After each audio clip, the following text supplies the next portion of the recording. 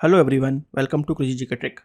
Friends, जैसा कि आप सभी जानते हैं, नोबेल प्राइजेस का अनाउंसमेंट शुरू हो चुका है और आज अनाउंस किया गया नोबेल पीस प्राइज़। तो फ्रेंड्स, आज के इस वीडियो में हम जानेंगे कि आखिरकार किसको नोबेल पीस प्राइज़ से सम्मानित किया गया है और आखिरकार क्यों उनको ये नोबेल पीस प्राइज़ दिया गया।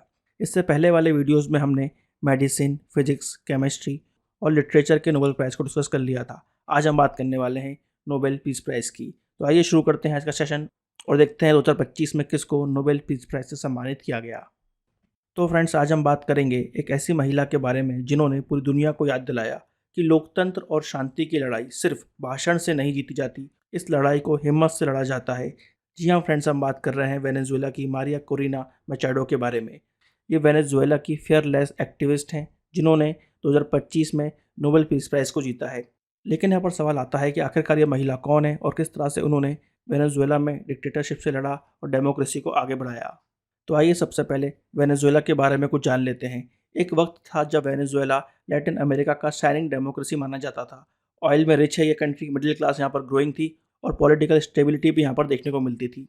फिर यहाँ पर 1999 में यूको कज़ेव का शासन आता है। उन्होंने बोलीवरियन रेवोल्यूशन का वादा किया और गरीबों को सशक्त करने का सपना दिखाया। लेकिन धीरे धीरे उन्होंने पावर अपने हाथों में कंसंट्रेट कर ली। मीडिया, जुडिशरी और अपोजिशन सब कंट्रोल में ले लिया और फिर आते हैं उनके उत्तराधिकारी निकोलस मडूरो। और यही वो टर्निंग पॉइंट होता है जिसके बाद शुरुआत होती है वेनेजुएला के डाउनफॉल की। अनफेयर इलेक्शंस, अपोजिशन लीडर्स को जेल में डालना और मीडिया को साइलेंट करना, और इसके साथ देखने को मिलता है इकोनॉमी का कोलैप्स।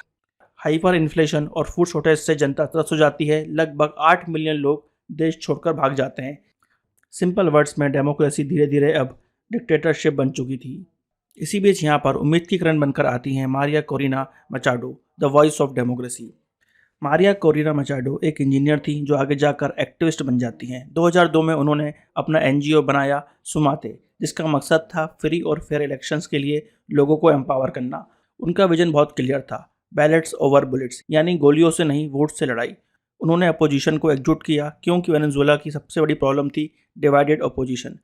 मैचाडो ने सबको एक गोल पर यूनाइट किया, लोकतंत्र वापस लाना है। 2024 में जब सरकार ने उन्हें इलेक्शन लड़ने से बैन कर दिया, तब भी उन्होंने पीछे हटने की बजाय दूसरे लीडर एडमुंडो गोंजालेज उरिटिया को सपोर्ट किया। उन्होंने लाखों वॉलंटियर्स को मोबिलाइज किया ताकि हर वोट सुरक्षित रहे। और सबसे इंस्पायरिंग बात, अरेस्ट वारंट, थ्रेट्स, सर्वेलेंस, सबके बावजूद उन्होंने देश नहीं छोड़ा। उस समय उन्होंने कहा, मैं यही रहूंगी डेमोक्रेसी के लिए। ये दिखाता है कि उनमें कितना करेज है। नोबेल कमेटी ने कहा मचाडो को इसलिए चुना गया क्योंकि उन्होंने डेमोक्रेसी और ह्यूमन राइट्स के लिए टायरलेसली स्ट्रगल किया है, नॉन वायलेंट रेजिस्टेंस को चैंपियन किया है, डिवाइडेड अपोजिशन को एकजुट किया है और रिप्रेशन के बावजूद देश नहीं छोड़ा। कमेटी ने उनके बारे में कहा, a brave and committed champion of peace, a women who keeps the flame of democracy burning amid growing darkness.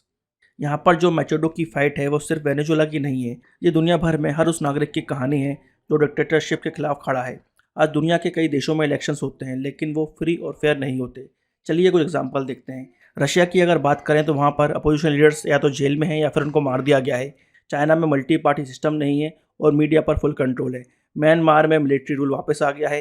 Iran के अंदर पीसफुल प्रोटेस्ट क्रश कर दिए जाते हैं और वहाँ पर थियोक्रेटिक गवर्नमेंट हमको देखने को मिलती है। हंगरी, टर्की और बेलारूस सब जगह डेमोक्रेसी इरोड हो गई है। पाकिस्तान में भी हमको पॉलिटिकल इंस्टेबिलिटी देखने को मिलती है और मिलिट्री इंटरफेरेंस डेमोक्रेसी को कमज़ोर करता है। तो बॉटम लाइन यही है कि डेमोक्रेसी बहुत फ्रेजाइल है, वो धीरे धीरे खत्म हो रही है। जब मीडिया पर कंट्रोल हो, कोर्ट्स पॉलिटिसाइज्ड हो और जनता चुप रहे, तब मारिया कोरिना मचाडो का अवार्ड एक रिमाइंडर है कि पीस और डेमोक्रेसी एक दूसरे के बिना अधूरे हैं। एल्फ्रेड नोबेल का भी यही विजन था, शांति और मानवता का उत्थान। मैचाडो ने भी वही किया, बिना वायलेंस, बिना हेट, सिर्फ करेज के साथ उन्होंने दिखाया कि असली ताकत टैंक्स और गन्स में नहीं बल्कि सच्चाई और नागरिक साहस में होती है। तो फ्रेंड्स, यहाँ पर मारिया कोरिना मैचाडो की कहानी हमें ये सिखाती है कि डिक्टेटरशिप के अंधेरे में भी डेमोक्रेसी की लौ जलाई जा सकती है। उनका मैसेज सिंपल है, डेमोक्रेसी और पीस दोनों एक दूसरे के बिना अधूरे हैं। फ्रेंड्स, कमेंट बॉक्स में आप भी बताइएगा कि आपको क्या लगता है, क्या वाकई आज की दुनिया में डेमोक्रेसी खतरे में है।